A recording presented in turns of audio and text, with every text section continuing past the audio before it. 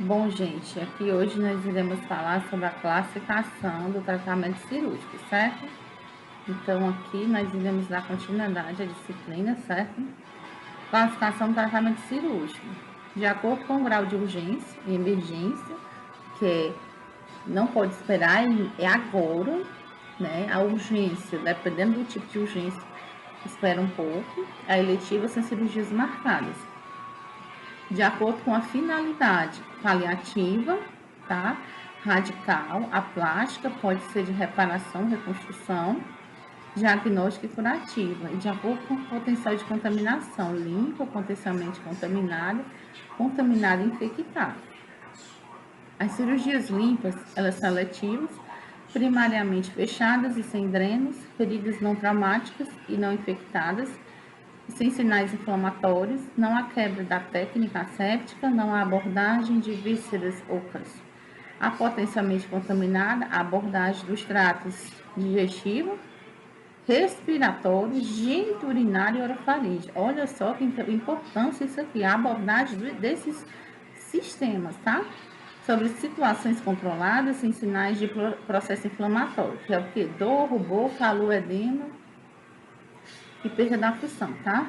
Quebra da técnica ou implantação de drenos, tá? Potencialmente contaminado.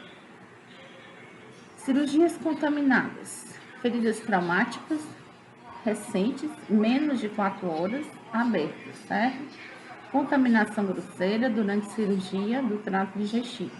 Manipulação da via biliar ou geniturinária na presença de bile ou urina infectada. Quebras maiores da técnica asséptica. Inflamação, mas não tem secreção purulenta, não tem pus, tá? Existe processo infeccioso sem pus. Um processo infeccioso não, um processo inflamatório sem secreção purulenta. Já o processo infeccioso com pus, tá? Secreção purulenta, tá? Presença de secreção purulenta, pio quer dizer pus, PIO, tecidos desvitalizados, contaminação fecal, trauma penetrante há mais de 4 horas. Então, classificação da infecção do sítio cirúrgico. Incisional superficial, ocorre nos primeiros 30 dias após cirurgia e envolve apenas pele subcutânea. Incisional profunda, ocorre nos primeiros 30 dias após cirurgia ou até 1 ano se houver colocação de prótese e envolve tecidos moles profundos à incisão, exemplo, face ou músculos, tá? Órgão cavidade, ocorre nos primeiros 30 dias após cirurgia ou até 1 ano se houver colocação de prótese e envolve qualquer órgão ou cavidade que tenha sido aberta ou manipulada durante a cirurgia, tá? Então, sobre a questão da infecção, tudo tem a ver com o tempo cirúrgico, com as bactérias suspensas, com a dispersão, as mãos, o ar-condicionado também. Então, tudo coloquei aí, dispersão de portadores, né, nasais, os instrumentos fluidos, o antisséptico contaminado, a bacteremia, a microbiota residual da pele, a abertura da pele e a manipulação, né, de tecidos contaminados. Eu tenho uma classificação das cirurgias, de acordo com o atendimento, com a finalidade, com o risco cardiológico, com a duração do procedimento e o potencial de contaminação.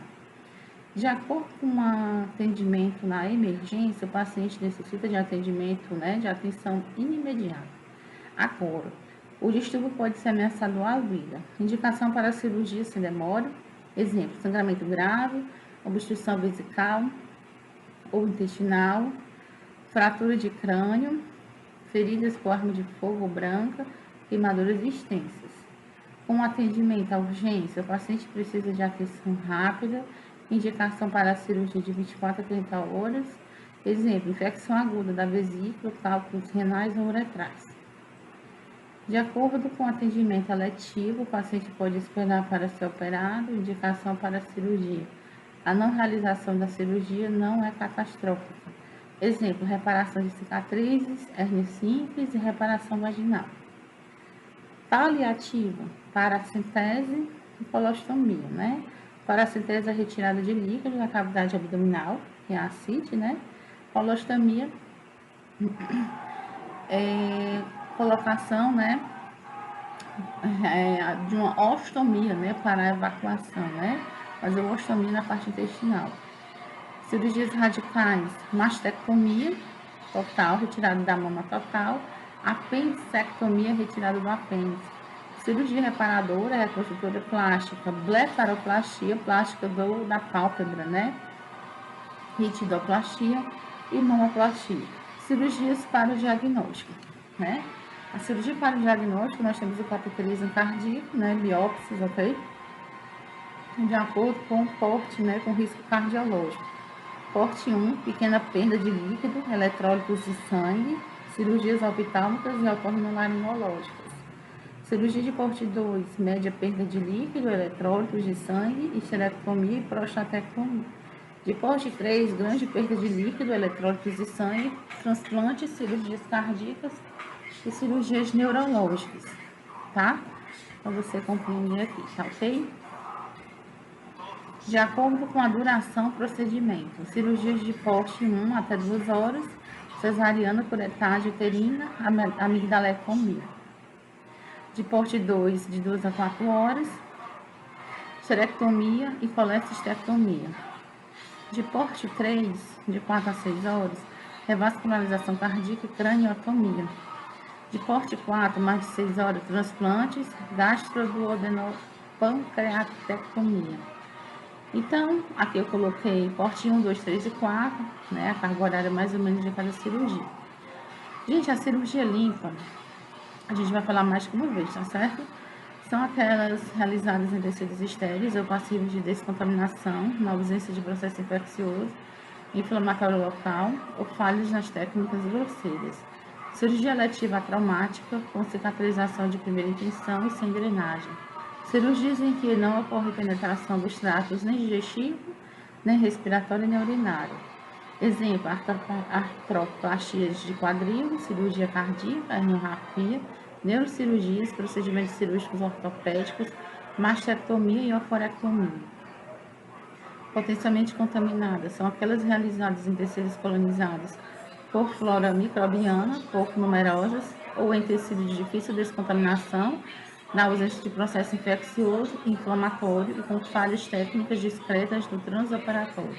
Cirurgias limpas com drenagem, quando ocorre penetração dos tratos digestivo, respiratório ou urinário, sem contaminação significativa. Exemplos: esterectomia abdominal, cirurgia do intestino delgado, eletiva, cirurgia das vias biliares sem obstrução biliar, cirurgia gástrica ou duodenal, feridas traumáticas limpas até 10 horas após o trauma, colecistectomia, cirurgias cardíacas prolongadas com circulação extracorpórea. De acordo com o grau de contaminação, a contaminada realizada em tecidos traumáticos recentemente abertos, colonizados por flora bacteriana abundante, cuja descontaminação é difícil ou impossível, bem como todas aquelas em que tenham ocorrido falhas técnicas grosseiras na ausência de supuração local. Presença de inflamação aguda na incisão de cicatrização de segunda intenção, grande contaminação a partir do trato digestivo, obstrução biliar ou urinária. Exemplo: cirurgia de colo, debridamento de queimados, cirurgia bucal e dentária, fraturas expostas, 10 horas após o ocorrido, cirurgia de orofaringe, cirurgia gástrica, câncer, úlcera gástrica, cirurgia com obstrução duodenal. A infectada são intervenções cirúrgicas realizadas em qualquer tecido ou órgão em presença do processo infeccioso, supuração local, tecido necrótico, corpos estranhos e feridas de origem suja. Exemplos: cirurgias do REC anos com exudato, né? Cirurgia abdominal com presença de exudato e contendo conteúdo de colo, nefrectomia com presença de infecção, presença de vísceras perfuradas, colecistectomia por colecistite aguda com empiema. Empiema é o termo técnico de pus, tá, gente? Uma sala de operação para 50 leitos não especializados ou 15 leitos cirúrgicos, tá? Ok? Sala de cirurgia pequena, porte, médio porte e grande porte. Então, de pequeno porte, oftalmologia, endoscopia, otorrinolaringologia. De médio, cirurgia geral, e de grande porte, ortopedia, neurologia e cardiologia, tá? Aí tem a mensuração das dimensões, tá? Quanto ao tamanho, as salas cirúrgicas onde ocorre o ato operatório deve ser de tamanho ideal para cada tipo de cirurgia. São estabelecidos padrões de área mínima, como sala para cirurgias de otorrinolaringologia e oftalmologia, sala para cirurgia geral, sala para cirurgias neurológicas, cardiovasculares e ortopédicas. Sala de prescrição médica, segundo a resolução, deve-se ter uma sala de prescrição de 2 metros quadrados. Lavabos. Recomenda-se um lavabo para cada 2 salas cirúrgicas, com dimensões mínimas 50 cm de largura, 1 metro de comprimento entre cada torneira e 50 centímetros de profundidade, com um ponto de água fria e outro quente, né? Então, pequeno porte, são cirurgias menos agressivas, de pouca profundidade, pós-operatória pouco traumática, e o paciente tem restabelecimento rápido. Exemplo, exodontia. Médio porte, são cirurgias realizadas frequentemente em centros cirúrgicos, com requisitos obrigatórios e poucas horas de duração. Exemplo, colecistectomia. Grande porte, são cirurgias que exigem equipamentos especiais, com muitas horas de duração, pertencendo a determinadas especialidades, ou ainda quanto mais de uma equipe participa do ato ao mesmo tempo. Exemplo, transplante de órgãos, né? Então, áreas do centro cirúrgico quanto ao risco zoneamento do centro cirúrgico. Não restrita ou irrestrita, zona de proteção. Semi-restrita, zona livre. Restrita, que é a zona externa. Então, no concurso pode vir área não restrita ou irrestrita ou zona de proteção. São áreas de circulação livre, como vestiário, corredor de entrada e sala de espera, de acompanhantes, elevadores, corredores externos, que levam aos centros cirúrgicos, vestiários, tá? Já tinha falado, local de transferência de macas, ok? Semi-restrita ou zona livre pode haver a circulação tanto de pessoal como de equipamentos, sem, contudo, provocar interferência nas rotinas de controle e manutenção da asepsia. Salas de guarda de material administrativo também, COP, expurgo. Exemplo, secretaria, COPA, sala de repouso. A zona estéril, tá? O corredor interno e áreas de escovação das mãos e a sala de operação, para evitar infecção operatória. Limita-se à circulação de pessoal, equipamentos e materiais. Exemplo, salas cirúrgicas, lavabos e corredores internos, certo? Então, vamos lá. Potencial de contaminação. Limpa, potencialmente contaminada e infectada. A limpa, realizada em tecidos estéreis ou de fácil descontaminação, na ausência de processo infeccioso local, sem penetração dos tratos digestivo, respiratório ou urinário, em condições ideais de sala cirúrgica. Exemplo, cirurgia de ovário. Potencialmente contaminados, realizada em tecidos de difícil descontaminação, na ausência de supuração ou empiema, local, com penetração nos tratos digestivo, respiratório e urinário, sem contaminação significativa. Exemplo, redução da fratura exposta, né? E tem que ter cuidado, nessa potencialmente contaminada. Se a fratura exposta não pode estar com mais de 10 horas, né? A contaminada é realizada em tecidos recentemente traumatizados e abertos de difícil descontaminação, com processo inflamatório, mas sem a supuração, sem o empiema. Exemplo, apendicite supurada, tá? Então, apendicite não supurada, aqui no caso, porque supurada é coisa, apendicite não supurada. A infectada é realizada em tecidos de supuração local, tecido necrótico, feridas traumáticas sujas. Exemplo, cirurgia do retianos com pus, com empiema, certo? A finalidade. Dependendo da finalidade a que se destina o trato cirúrgico, pode ser paliativo, radical, plástico e para diagnóstico. E em paliativo, o tratamento cirúrgico que visa compensar os distúrbios para melhorar as condições do paciente e o aliviar a sua dor, contribuindo para a melhoria de sua qualidade de vida. Exemplo, gastroanastomose, sem a remoção do tumor do estômago.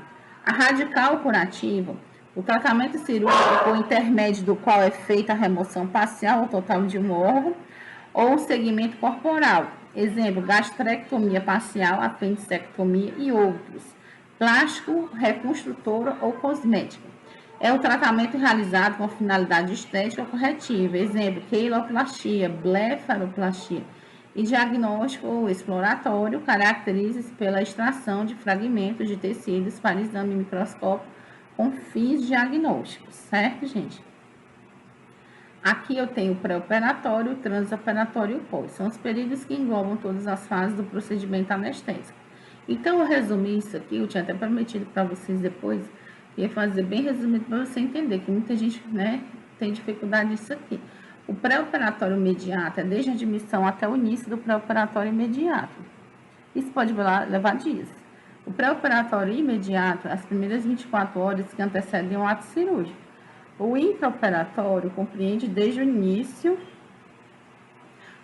da anestesia, tá, gente? Até o final dessa anestesia. Ele tá, e esse intraoperatório está ligado diretamente à parte anestésica, certo? Intraoperatório.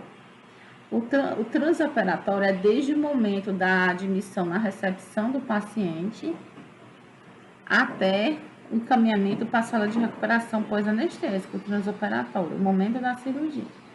O pós-operatório imediato são as primeiras 24 horas após o ato cirúrgico. O imediato são as 24 horas subsequentes do pós-operatório até 7 dias. E o tardio, após 7 dias, até o recebimento da alta, que pode levar meses, né? Exemplo, cirurgia de fratura, né? Então, gente, espero ter ajudado vocês, tá? Nessa caminhada, dessa aula e até as próximas aulas subsequentes em relação ao tema centro cirúrgico.